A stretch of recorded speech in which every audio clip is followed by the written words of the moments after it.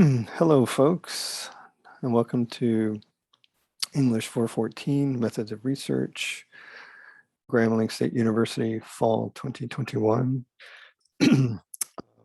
Should go without saying at this point that this is a 100% online Canvas course. So I'm just going to briefly mention the syllabus and then look at our first assignment, which is a review of the electronic resource or scholarly resource. So this course description here is generally targeted at and to English majors because this is an upper level English course. However, I know that there's maybe roughly 20 students, I think now, and about a third of you are history majors, which is awesome. I was a history minor myself as an undergraduate. But keep in mind that this is really geared toward teaching English undergraduates methods, skills, knowledge base of research. So it'll be more literary focused than, say, history focused. And I say that because a number of universities around the nation and globe, really, they actually classify history not as a humanities discipline, but as a social science discipline. And therefore, some of their tools, techniques, and whatnot will differ. So good news, no textbook required, even though these are the two textbooks here. They are in effect already scanned into your Google Drive, and I will be using those throughout the semester.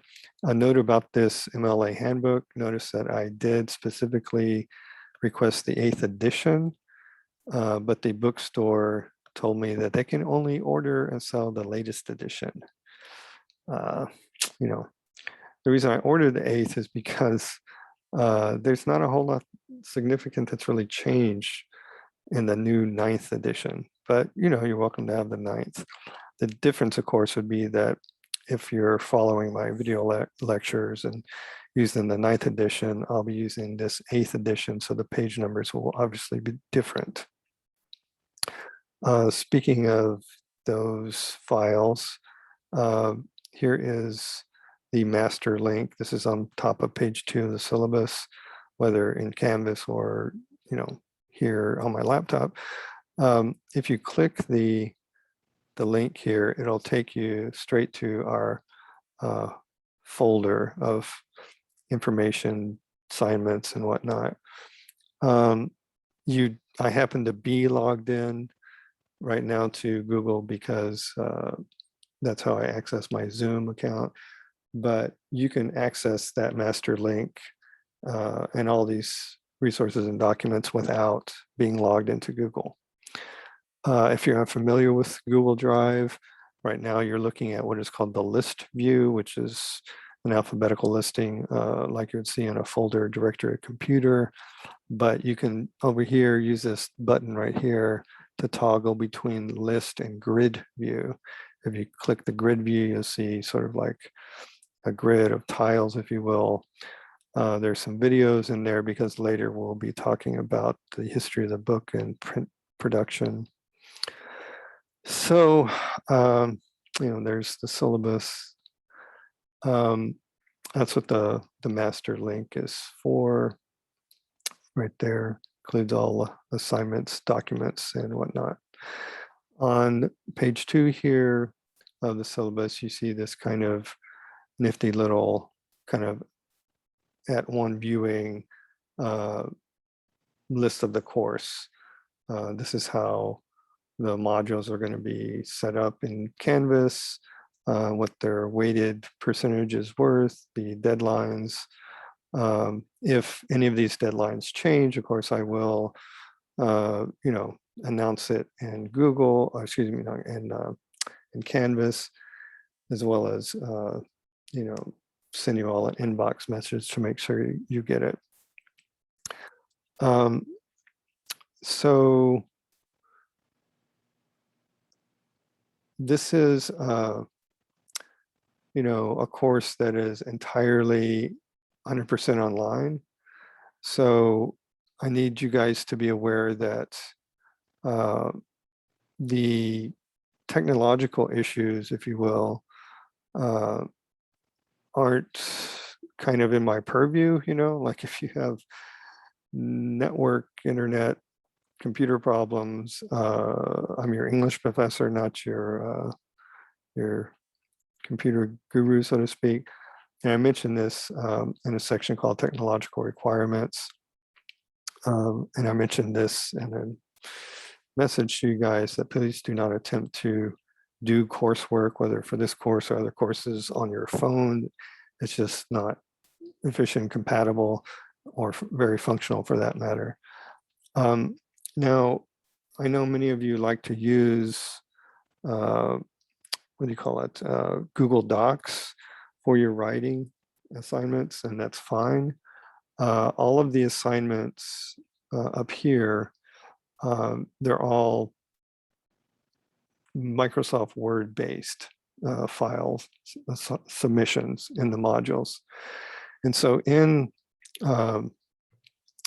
Google, right, if you wanted to create a new Google document, and it's fine to work in Google, you just have to know that there's some difference in formatting, but also in its file type, if you will. So please don't ever try to send me a link to a Google Doc or share it with me, but instead, when you have finished your assignment, if you're working in Google Docs, the last thing you need to do after spell checking, of course, is to go to File, Download, and then Microsoft Word or .docx.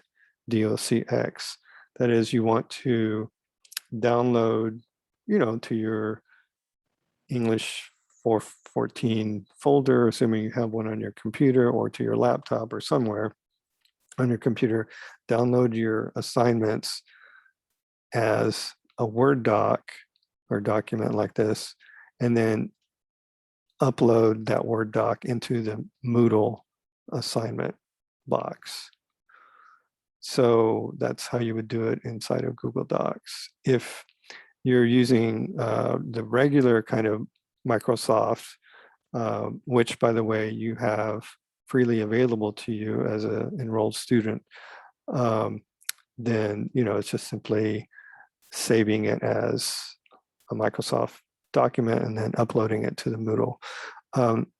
So if you're new to Grambling, or to Canvas for that matter, as an enrolled student, you already have access to the suite of programs in Office 365 that contains Microsoft Word, PowerPoint, Excel, Outlook, and so on. And you access that with your student email.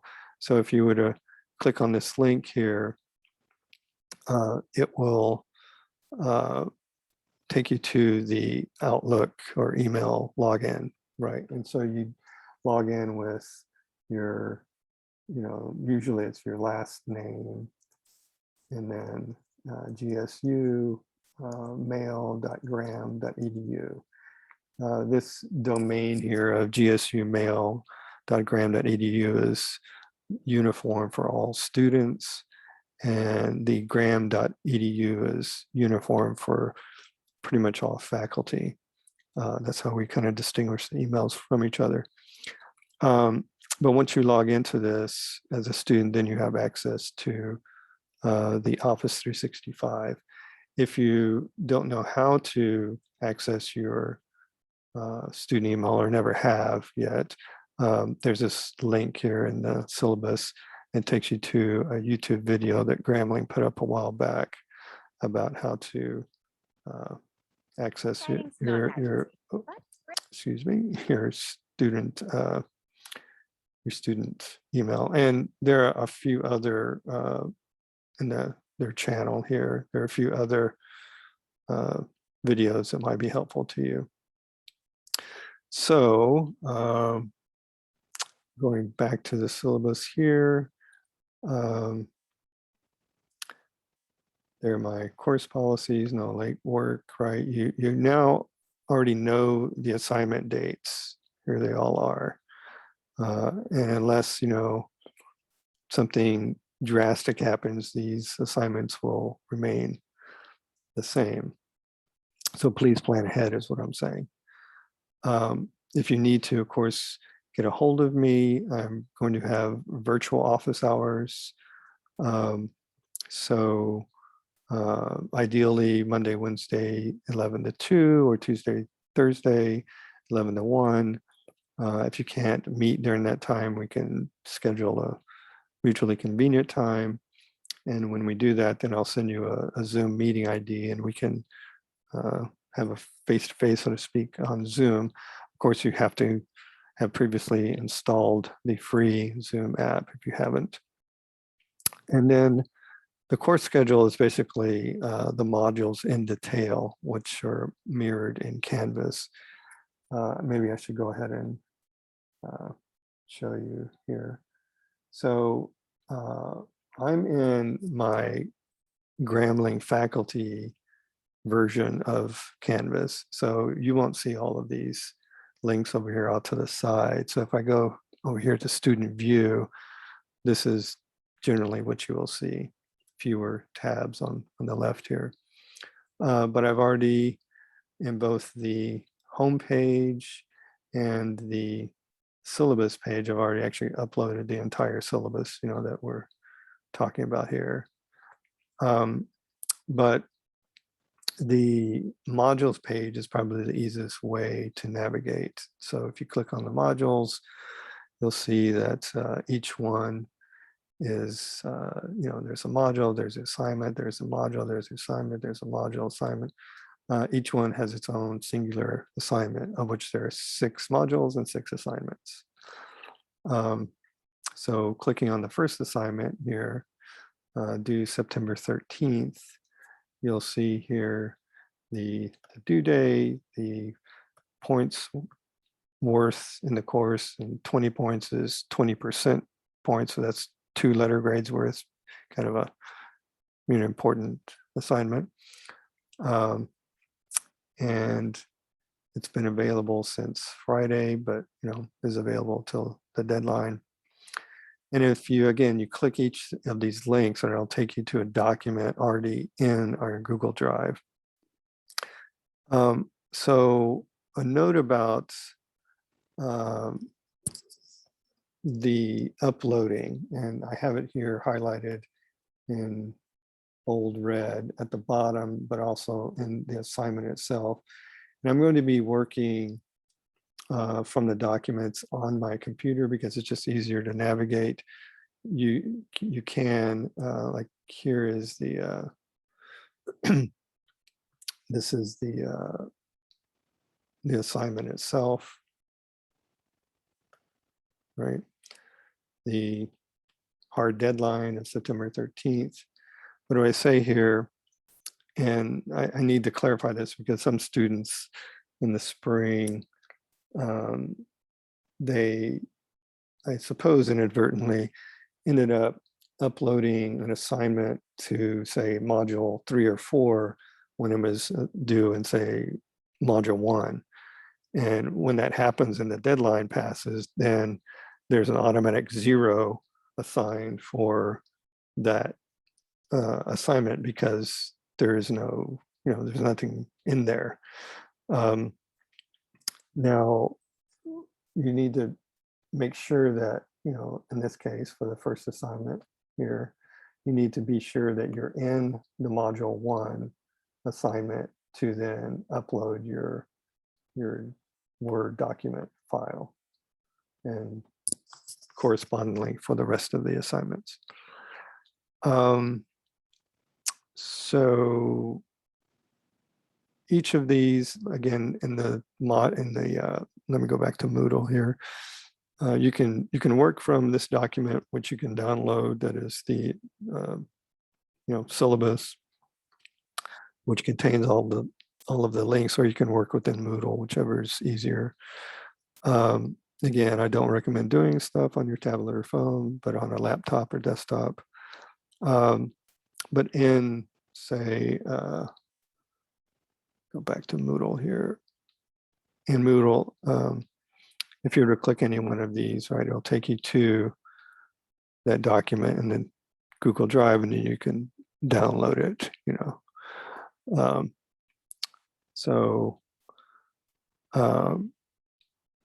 I prefer, just because it's easier for me, because I already have them on my computer, to work from them on my computer.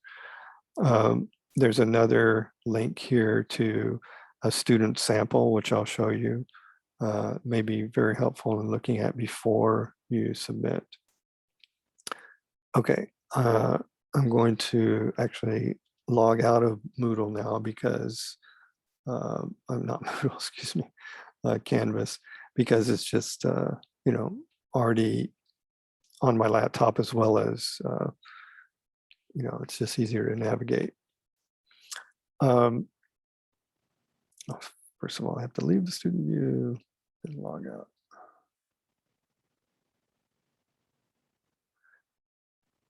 All right. So as far as the assignment goes, it's not meant to be killer, but it is worth, you know, pretty hefty value of your course grade, 2 letter grades. And this is the anonymous student sample with my grading and marking on it. At the end of this student sample is my guide to common copy editing marks. So you can see, you know, what I look for in terms of grading and grammar and whatnot. So for example, right here, the student used the phrase "a lot." Pretty much every time I see that phrase "a lot," I'm going to do that, underline it and circle it as word choice, WC here, which needs precision. You know, you're in college, please use descriptive, colorful words. Or here, I'm trying to not just show you the right MLA style, but also how to polish your writing to make it clearer, more effective. This right here, and this curly Q kind of line is what is called a delete symbol or line. And I say delete this because it's wording, right? So rather than say I really like the fact that, just say I really like that, I can blah, blah, blah. So, you know, you want to polish your writing before you submit it. Like here, there's a clear spelling error, which causes a tense error, which should be noticed, ED, that. So you can run spell check, not you can, you should always run spell check as the last thing that you do before you submit an assignment, not just this course, but all of your courses where written assignments are involved. So the way this is formatted, and I explained this in the assignment, is, you know, you have your standard kind of MLA style heading, your name, my name, the course, and then the due date. Make sure you're following MLA style. I point out here that this student was using, for the numbering, an Arial font face being the, you know, whether it's Arial, Times New Roman, Courier, it's the name of a font. Using Arial font face for the number, page number, but in fact, as you can see from the text, using Times New Roman. MLA style says you're supposed to use the same font face for everything throughout. You just give the name of the scholarly resource that you are reviewing. Speaking of which, it does not have to be, as this one is, an electronic database. It could be, as I say here, you know, any kind of scholarly electronic resource or database. So certainly, you know, things like Jstor and Project Muse and EBSCOhost and other databases we have in the electronic database section of our library. But it could be electronic edition of text, it could be essay collections, chronologies, podcasts, or art image databanks, any one of these that is electronically searchable for some research paper or project. Let me give you an example of what I mean by that. So here is a site that I used to work for or be associated with because I was the book review editor of it, their book review section. So as you can see, it's a website devoted to scholarship and resources in my area of research and study, which is called British Romanticism, roughly 1790s to 1830. And it has a number of different tabs up here for things like scholarly resources, which, you could, if you're doing some work on some work in the Romantic era, you could search. Like here's the Quarterly Review, which was a publication, a journal back in the era. You can see here, 1809 to 1824. And, it becomes a resource for scholars as well as students, right? So that could be a searchable, resource. They have editions here. This is a period of famous authors like, the big six poets in order: William Wordsworth, William Blake, William Wordsworth, Samuel Taylor Coleridge, George Gordon Lord Byron, Percy Bysshe Shelley, and John Keats, but also other famous authors like Jane Austen and Mary Shelley. So, included here is Frankenstein. She's the author of the novel Frankenstein. Different editions of it, right? And so, feel free to, if you needed or wanted to review a source like that, to go ahead. So going back to the student example, as you can see, she was doing a paper on Taming of the Shrew, one of Shakespeare's comedies. And her search terms were misogyny, sexism, and feminism. And so I say in the assignment here under the format, how to, format your heading to put the name. In this case, she was doing Project Muse, so that's the full name. And then if you have your search terms, to put them there at the top left. So I should maybe at this point back up and say that this assignment, and go back to the course syllabus, this assignment in Module 1 and Module 3, the research paper proposal, and then of course Module 6, they're all interrelated because they're all really assignments that deal with the research paper itself. So what I've asked you folks to do, and if you just jump down to Module 6, is to submit an actual research paper. And I say here, this research paper and its topic could emerge from another upper level English or history, art, psychology course, etc., that you're currently taking this semester. Okay.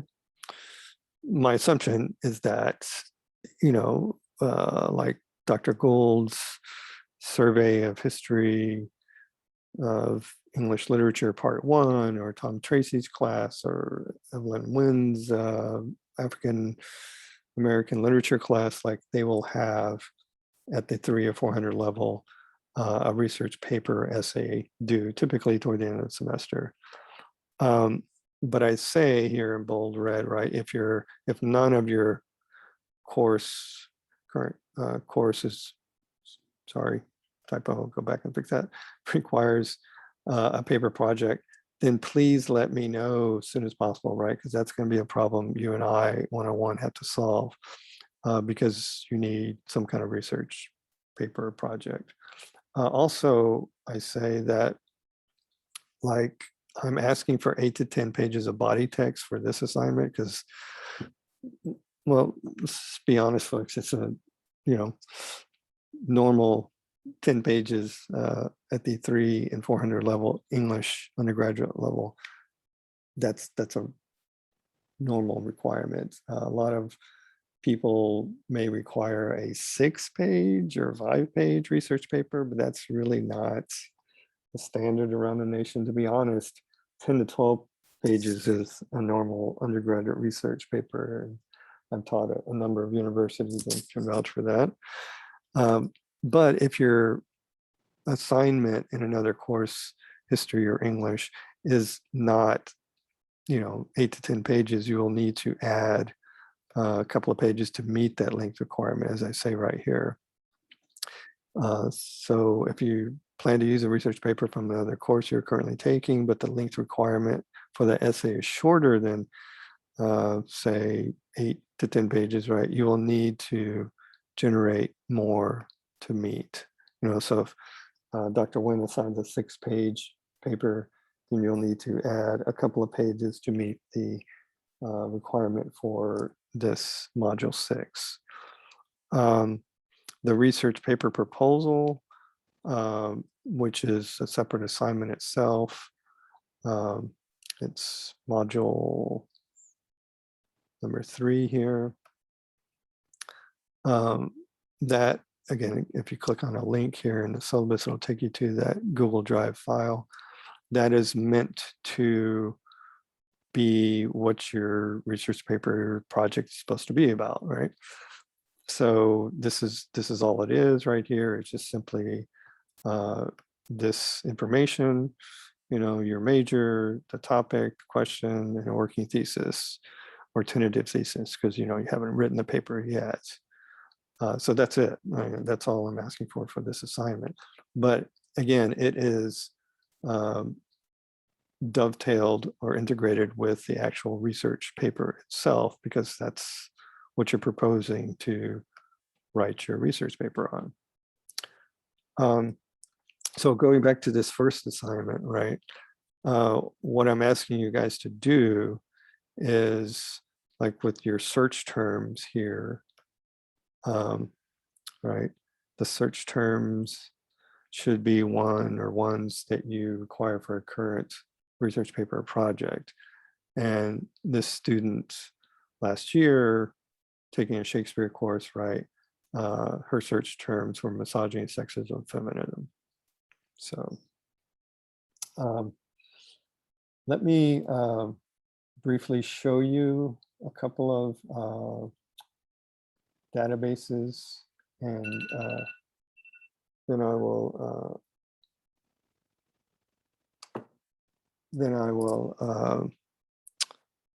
what do you call it?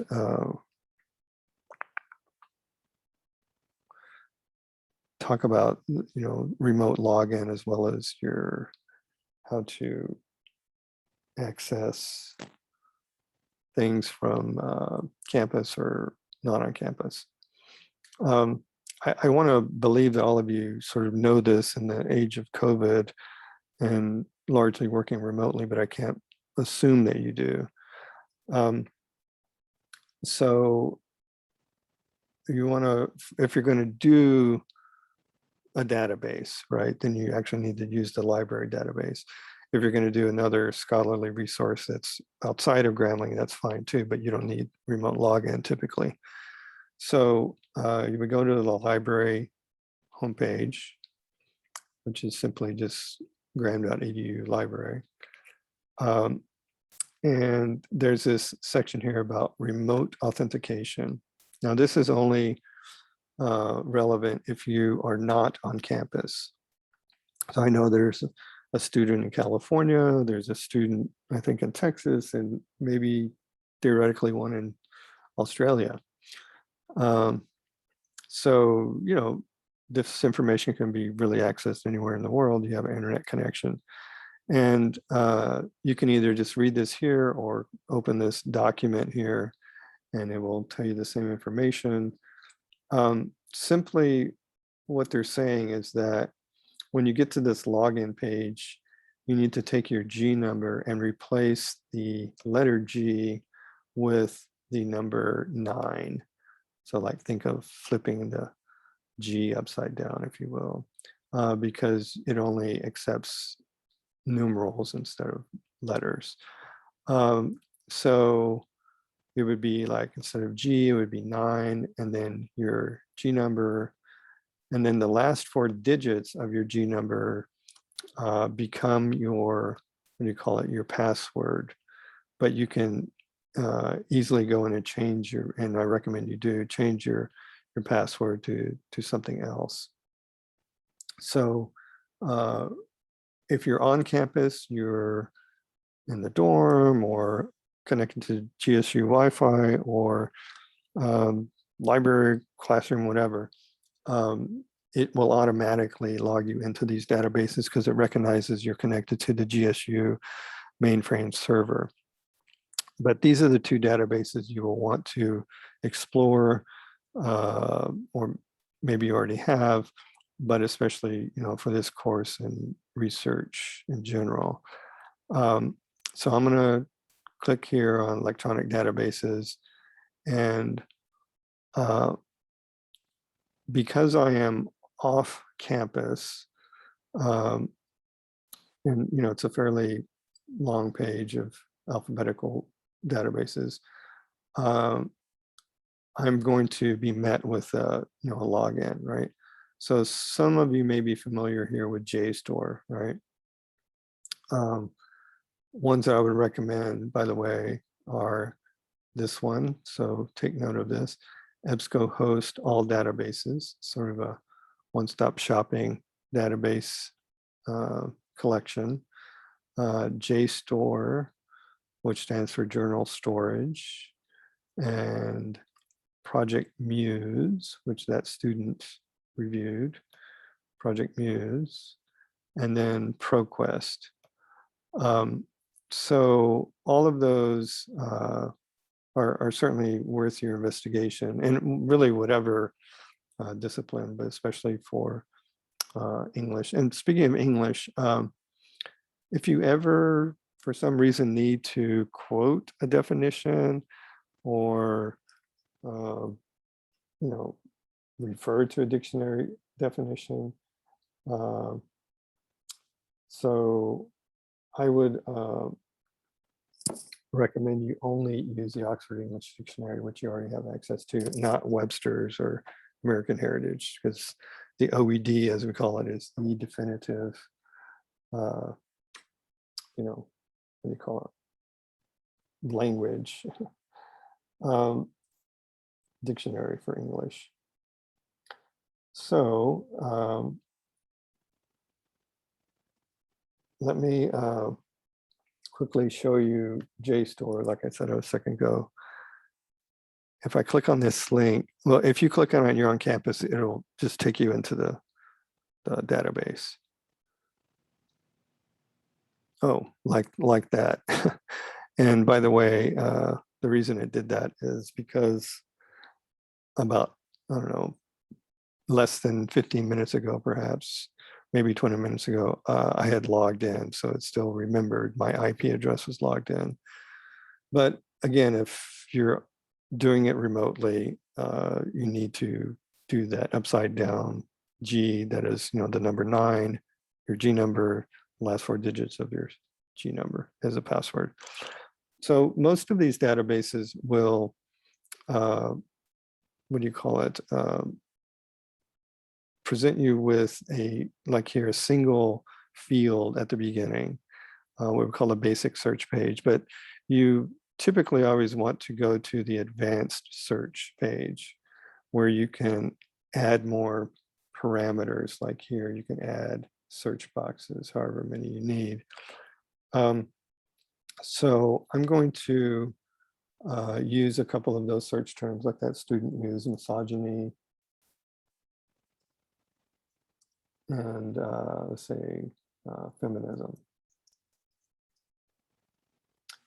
And ideally, what you want to do is narrow down your results to items, articles, chapters of books and whatnot that are specifically about your topic. Because if you do not select any one of these, what are called delimiters, to limit your or restrict your search, then it'll search all of these. Like it'll search in abstracts and captions. But I would recommend for your research topic that you limit things to the title. That is, the title of the article will have misogyny and it will have feminism. Speaking of and, these what are called Boolean operators, and or not, or in this case, near 5, 10, 25. That means you have this word feminism within 5. If you select this delimiter, you have it within 5 words of the other word above it, right? So you can get pretty sophisticated in your searching. But I mentioned this in the assignment as one of the possible questions to answer. Like here, number 6, did the resource allow for Boolean operators under wildcard truncation? Wildcards are typically symbols like the asterisk or percentage sign that allows you to shorten a word, like here, the word feminism. There, of course, is the word feminist. There are feminists, plural, right? But if you wanted to include all of those words, feminism, feminist, feminists, then you could include the wildcard here. And that will capture all of them at one time. So let's just take her terms, the misogyny and feminism, in the title and see how many search or yields, how many search results. In this case, 15, and that's not a lot. One of my old colleagues, Laura Mandel.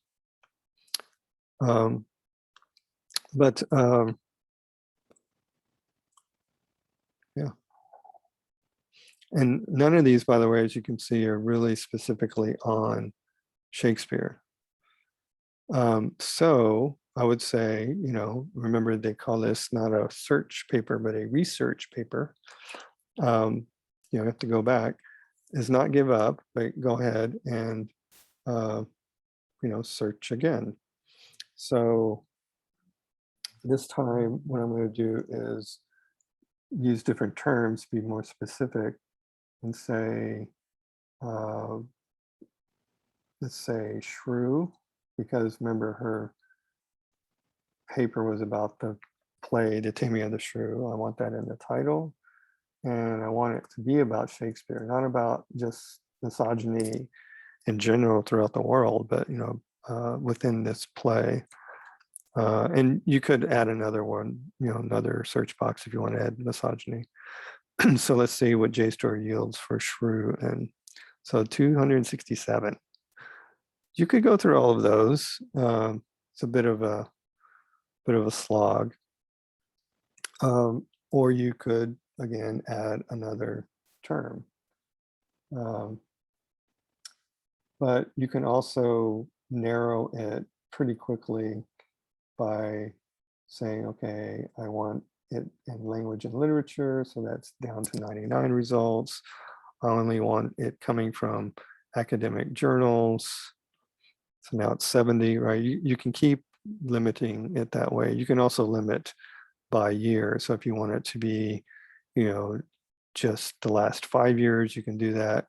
Speaking of which, you can sort it by newest or oldest. So let's see if we sort by new, what is the newest one? It is a book review, 2015. And it will tell you right here, review, even though it says journal article. The reason it's saying journal article is because book reviews typically appear in journals, and it appeared in the Shakespeare Quarterly. happens to be the best Shakespeare journal out there. So if you were to, click on an actual article, right? Let's, take this one here.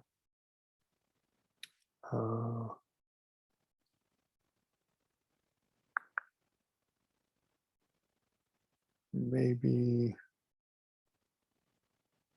yeah,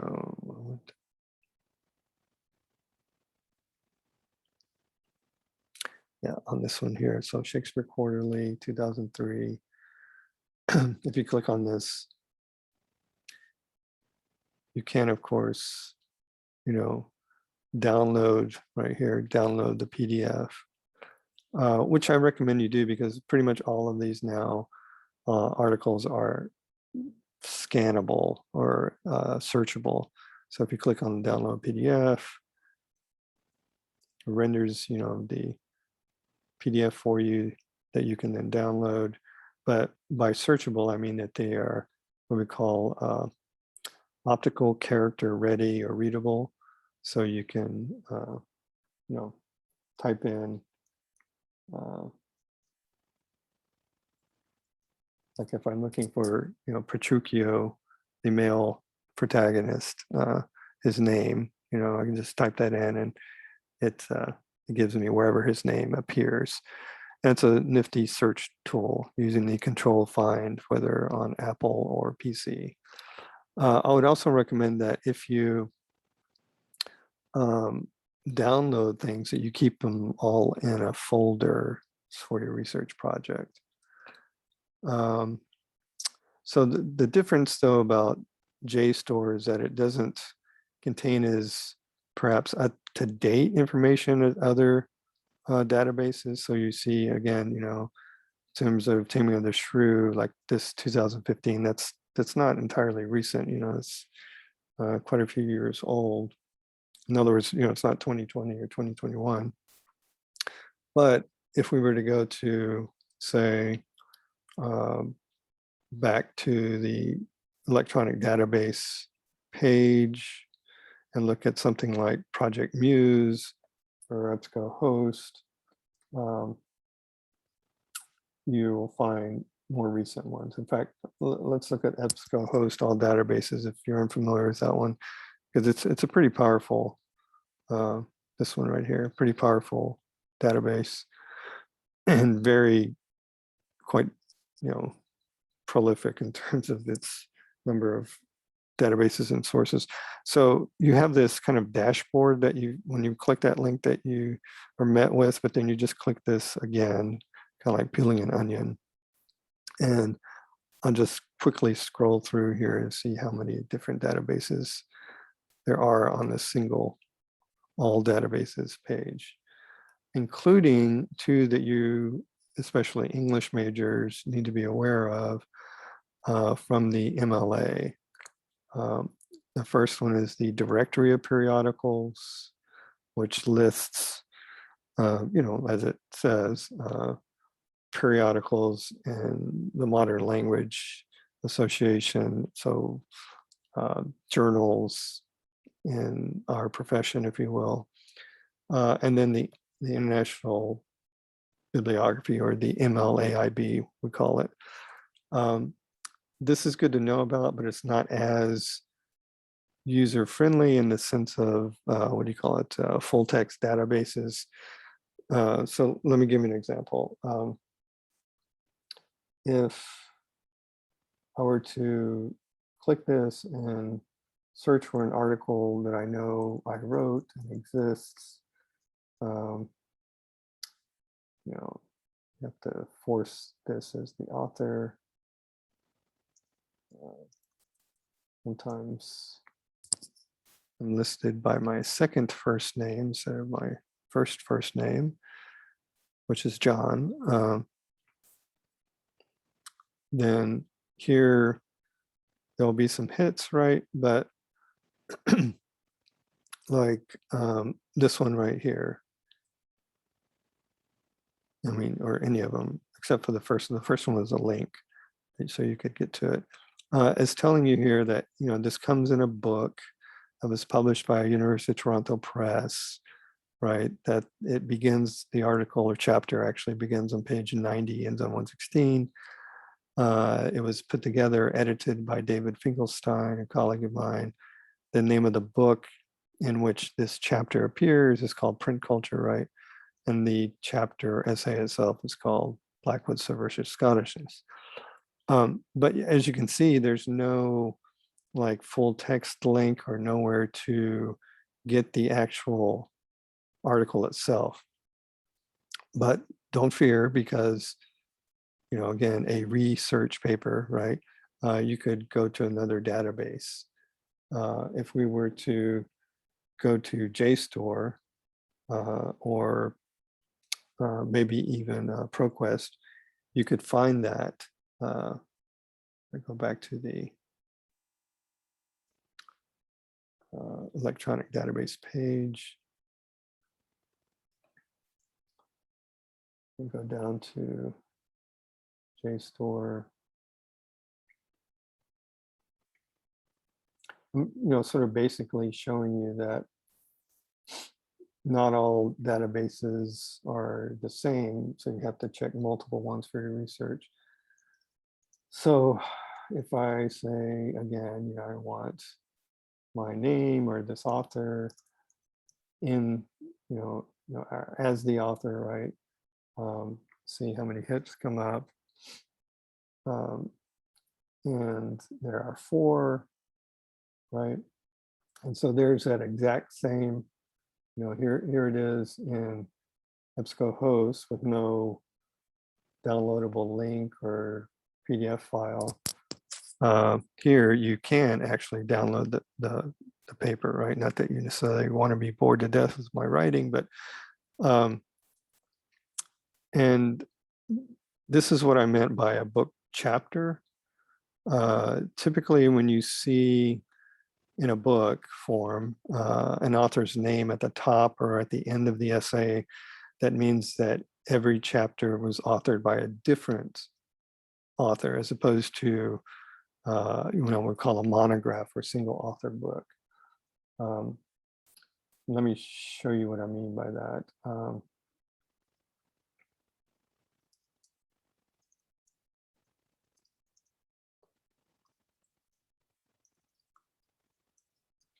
So if I want this as a title, because that's the title of the actual book, inside of it are all of the book reviews about it, but also the individual chapters. There's mine again, but it will also have the, what do you call it? Let me just click on it here. I'll have the table of contents. So that's the cover of the book, and then right, the table of contents. And the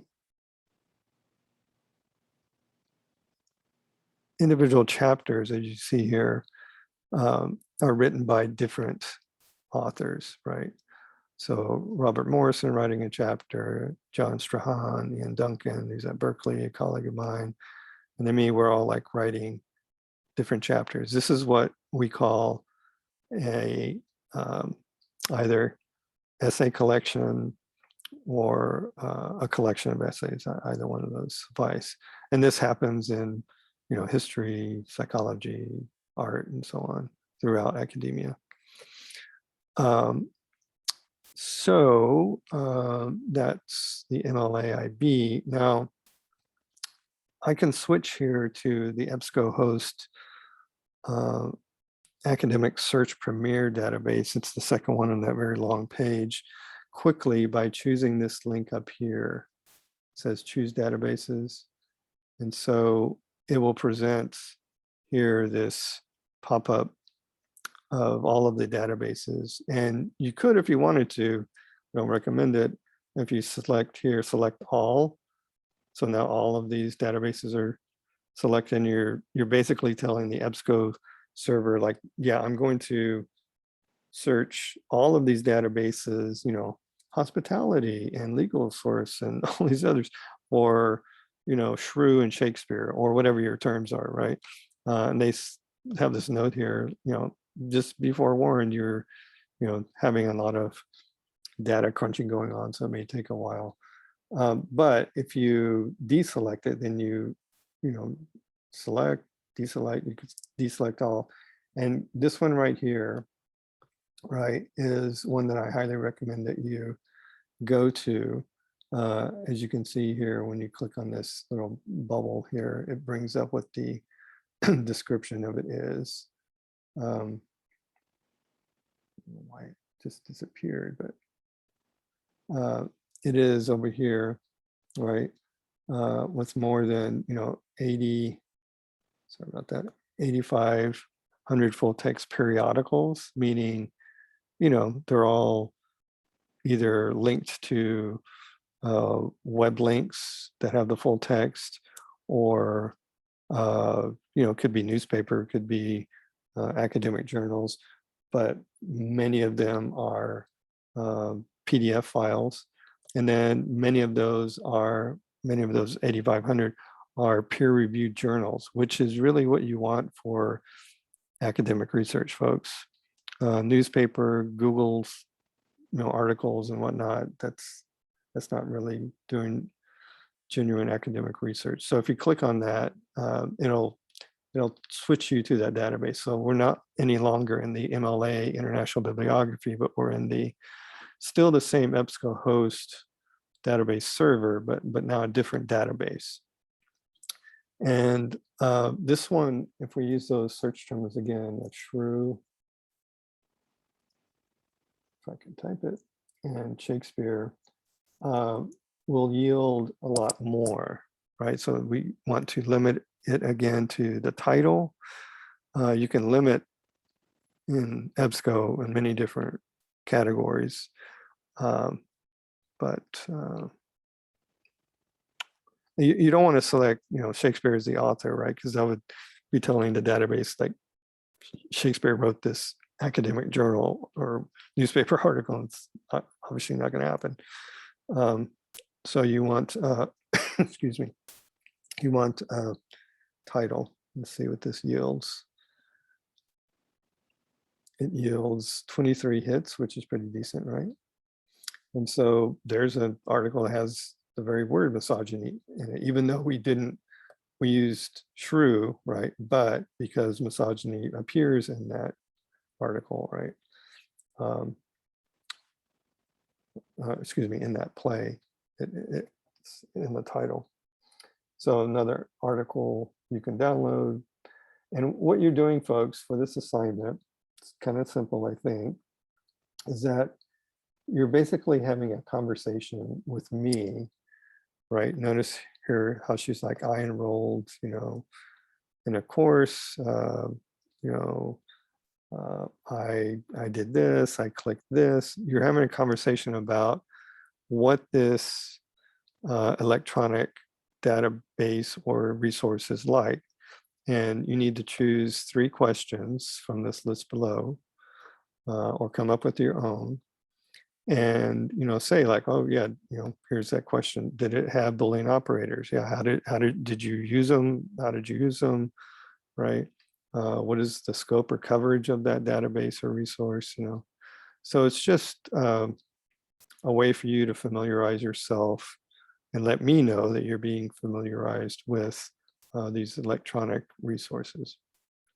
So that is kind of an overview of both the syllabus and Canvas, but also this first assignment of the review of electronic scholarly research. And by review, I mean, like, don't be afraid to be critical that you could say, hey, this is not a very user-friendly interface, or it took longer than it should to conduct research on this, or whatever,